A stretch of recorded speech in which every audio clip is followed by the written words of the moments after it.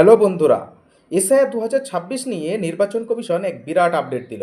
আজই নির্বাচন কমিশনের এক বিশেষ বিজ্ঞপ্তিতে জানানো হয়েছে যে ৬০ লক্ষ মানুষের নাম আন্ডার অ্যাডজুডিকেশন বা বিচারাধীন অবস্থায় ছিল, তাদের মধ্যে প্রায় ২৩,৩০,০০০ মানুষের নাম সাপ্লিমেন্টারি লিস্ট হিসাবে ফাইনাল ড্রাফট লিস্টের সঙ্গে যুক্ত হতে চলেছে।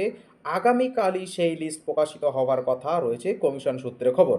কমিশন সূত্রে আরও খবর, প্রতিদিন প্রায় গড়ে ২ লক্ষ বিচারাধীন মানুষের নামে নিষ্পত্তিকরণ করা সম্ভব হচ্ছে এবং এই রকমভাবে আগামী ৯ এপ্রিল অর্থাৎ মনোনয়নপত্র জমা দেওয়ার শেষ দিন পর্যন্ত ধাপে ধাপে সাপ্লিমেন্টারি লিস্ট প্রকাশ করা হবে এবং এই সাপ্লিমেন্টারি লিস্ট প্রকাশিত হওয়ার পরে ৬০ লক্ষ মানুষের মধ্যে যাদের নাম ফাইনাল ড্রাফট লিস্টে উঠবে না, তারা পরবর্তীতে ট্রাইব্যুনালে আবেদন করতে পারবে। তো যে সমস্ত ভোটারদের নাম এখনও পর্যন্ত আন্ডার অ্যাডজুডিকেশন বা বিচারাধীন অবস্থায় রয়েছে, তা আপনারা অবশ্যই আগামীকাল কমিশনের ওয়েবসাইটে খেয়াল করুন, কারণ আগামীকাল কমিশনের সাপ্লিমেন্টারি লিস্ট প্রকাশিত হতে চলেছে।